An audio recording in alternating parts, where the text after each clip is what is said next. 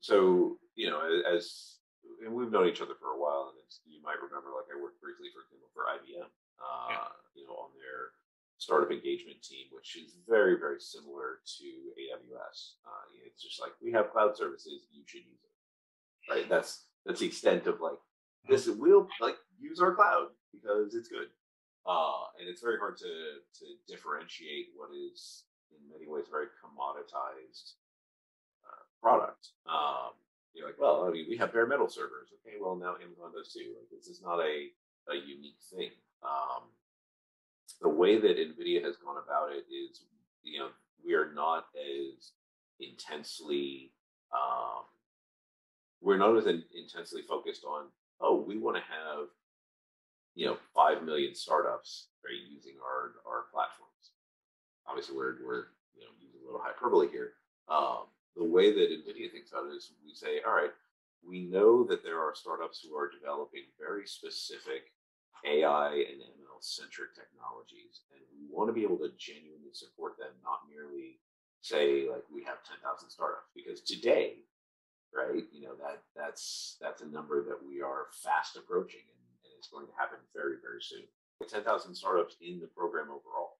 So, and that's startups that have signed up over the last 4 years of the Inception program. 5 years? No, 5 years of the Inception program. So it's a pretty new program overall, but it's really just about engaging in the ecosystem more broadly and being able to look at startups and say, all right, what are the things that we can provide to them? Like, we don't have a massive cloud infrastructure in the way that AWS does, but we know we have all these technologies, and we know they're using a lot of our GPUs to drive the trainings of machine learning models that they're building, and to drive the inferencing when they're actually putting that into production. And so, we have, and this is one of the reasons that I think Jensen is actually a brilliant leader. Um, Jensen had looked around and was like, all right, we're going to be a very software centric company. Right? People think of NVIDIA and they think of video games, when Mhm. in fact, it is a company at this point that's about 60%, to my understanding, right? 60% software engineers and 40% hardware engineers. And those software engineers are always just building new software tools that allow developers to build technologies more easily, more efficiently, and more effectively on NVIDIA GPUs. So, like, there's over 150 different SDKs that we just make available to developers for free. Oh, Right? We give them all away because we don't. That's the other really, really important thing that NVIDIA does differently than say IBM or Amazon or anything like that. We look at it and we say there's a very, very long term play to be made here, which is we know that if we help support technologists building within this ecosystem, that NVIDIA will be successful over the long term. Because if we look at 10,000 startups and we say, all right, we can't pick and choose who of these is going to be successful, but if we help them all be successful, you'll have natural power laws that come into effect with startups, and some will be wildly successful. And if all of them are building using NVIDIA GPUs as the sort of foundational aspect of how it is that they have built their businesses, then they're going to need more later. And the beautiful part is we don't sell anybody anything. We don't sit back and be like, oh, you come into the program and then we figure out how to sell you stuff. You come into the program and then we figure out how to help you be more successful building your technology. And then if you go and you use Amazon's cloud, well, it turns out Amazon uses our GPUs. If you go and you buy your own stuff from all the people who distribute NVIDIA technologies, great. If you use Microsoft's cloud, they use NVIDIA technologies. Like if you use IBM's cloud, they use NVIDIA technology with the right framing for it. But I think about it in terms of we're an ecosystem platform, mhm. that has some structured benefits and it has some ad hoc benefits, and it really comes down to what an individual startup needs. So if you sit back and you say, all right, I'm a startup and I'm building a company that does image recognition for bird watchers, right? So that they can just, when they take a picture of a bird, it will do sort of intelligent video analytics to understand what type of bird it is and whatever. Yeah. That would be really difficult, but what if you just use an existing NVIDIA SDK, in this case like DeepStream, which is a video analytics and image analytics SDK that plugs into your existing technologies and allows you to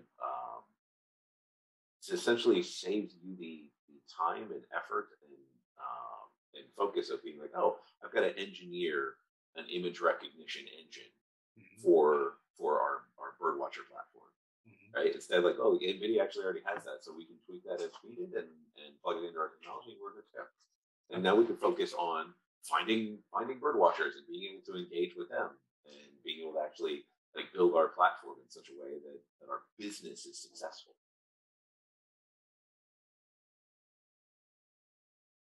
We try and aim for startups that are technology ready. So this is not like pure idea stage. This is more, hey, we want to identify those startups that are, MVP or later. So you're looking at post angel, usually like 100,000 or more in funding. Don't have just a solo founder who's just hoping for to make something happen. Instead, it's just you have like you have an understanding that, hey, NVIDIA can actually be very helpful in terms of what we're doing, right? They might have SDKs that are valuable for us. It might be that we want to connect with their industry teams, because one of the key values is the longer you build a relationship with NVIDIA, the more we can build relationships with our industry teams. And their technology could be very valuable to the existing NVIDIA enterprise clients. So let's figure out a way to engage in some co-marketing and co-selling and bring them through the door into the Disneys and Warner Brothers of the world. And that's the type of relationships that we want to facilitate, that we see the long-term, like, successful endpoint. A good example is like this company called Blue River, which was a startup that was in the ag tech space using image recognition technology sort of at the core of what they did. And they were bought by John Deere, which, what they did was, they looked at fields as a tractor was going over them and automatically did spraying of pesticides. So there was more targeted, less sort of potential exposure to the actual plants that you want to be able to have people consuming. And it's also saved farmers on the cost of spraying pesticides, because instead of coating an entire field, you can be very targeted and very specific about it. And they build a relationship with John Deere, and then eventually it gets sold to them. And a lot of the supports that we're able to provide through Inception can help people get to that point. Obviously, entrepreneurs are the ones who drive success, right? There's never, like, no corporate should ever claim, oh, we drove success. But we like to think that, hey, the supports that we give, like, these are additive and helpful, and get you to that point faster.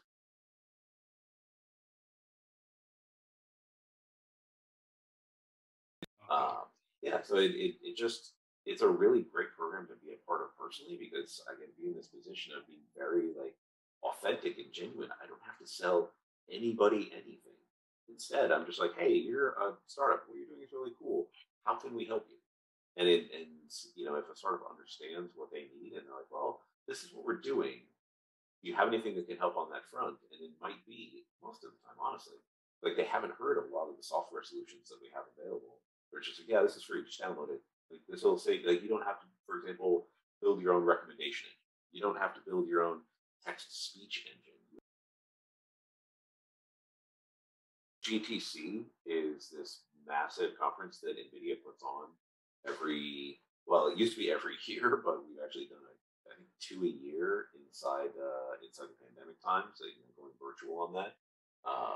And that's a conference that used to be hosted in Santa Clara or San Jose, where NVIDIA is headquartered, but now it's been virtual, and we have the next one coming up in, I believe, just about exactly a month. And that's where we communicate out things like new technologies that we're developing, new programs. Like, last one, we communicated out this program called Capital Connect, which is a new benefit inside of the Inception program that allows startups to be like, hey, I want to meet investors. And they can put up their information and then get introduced to investors in our VC Alliance, which is a platform for venture capitalists and investors, those investors in VC lines have the ability to create warm intros for themselves to startups inside of the platform. So it's a really awesome way to sync up with the investment community that we just make available, because once again it goes back to the primary philosophy of, hey, how do we make startups more successful? Because if they win, we're going to win as an organization.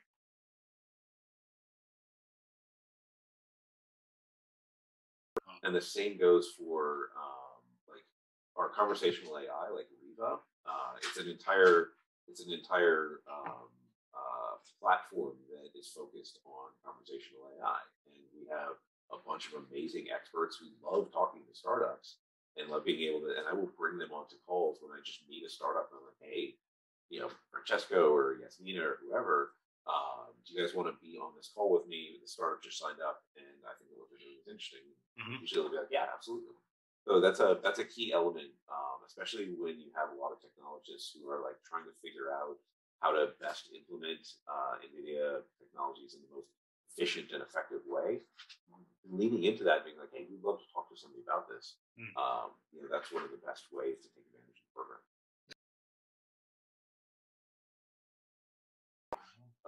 U.S. has the highest representation, which makes sense just based on the numbers. But Europe is very much there. Asia is very much a key market. We see startups coming in from everywhere, and we have people in every market to help out. And we actually have a new emerging markets lead, Kate, who's awesome, and she has started hiring people for all over the world.